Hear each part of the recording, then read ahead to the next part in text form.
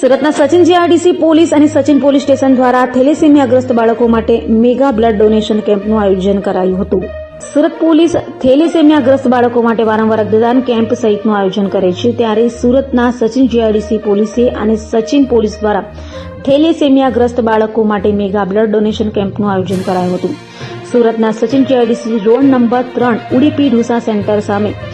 DGVCL સબ division કચેરીની બાજુના ગ્રાઉન્ડમાં યોજાયેલા મેગા રક્તદાન કેમ્પની સુરત પોલીસ કમિશનર દ્વારા સવારે 10:30 કલાકે બ્લડ કેમ્પની શરૂઆત કરવામાં આવી, જેમાં મોટી સંખ્યામાં પોલીસ કર્મચારીઓ, અધિકારીઓ સાથે સ્થાનિકોએ રક્તદાન કરી રક્તદાન એ જ મહાદાનના સૂત્રને સાર્થક કર્યું હતું। શહેરના સચિન અને સચિન જીઆરડીસી પોલીસ સ્ટેશન વિસ્તારમાં આજે જો એક થેલેસેમિયાગ્રસ્ત બાળકો માટે જો એક મેગા બ્લડ ડોનેશન કેમ્પ રાખવામાં આવેલા છે। जो हमारा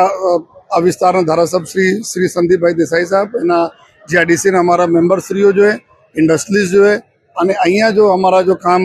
કામદારો છે એના સહયોગથી અને પોલીસના અમારા જવાનો અધિકારીઓ આ બધા લોકો જો બ્લડ ડોનેટ કરી રહ્યા છે। અને આજે જો અમે આ બ્લડ ડોનેશનના મેઇન પર્પઝ છે કે અમારા શહેરમાં 800 જેટલા અમારા થેલેસેમિયાથી ગ્રસ્ત અમારા બાળકો છે, એના માટે જો નિયમિત બ્લડની જરૂરત પડે છે, એના બ્લડ અમે અલગ અલગ 7 जो ब्लड बैंको આવી છે એના મારફતે એના તક પહોંચાઈએ। આજે 2500 જેટલા બ્લડ યુનિટના ભેગા કરવાને અમારી પૂરી શક્યતા છે જો અને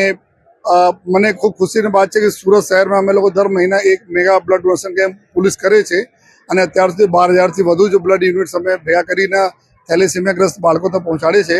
અને આ સારા કાર્યોમાં જેટલા બી લોકો જોડાયેલા છે આ તમામ લોકોને અમે ખૂબ આભાર માનીએ છીએ અને આપણી આ નૈતિક જવાબદારી છે કે આપણા એવા બાળકોના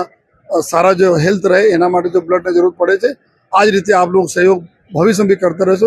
एना माटे हूँ पुलिस कमिश्नर तरफ थी जो आपने खूब खूब आभार मानीए छे।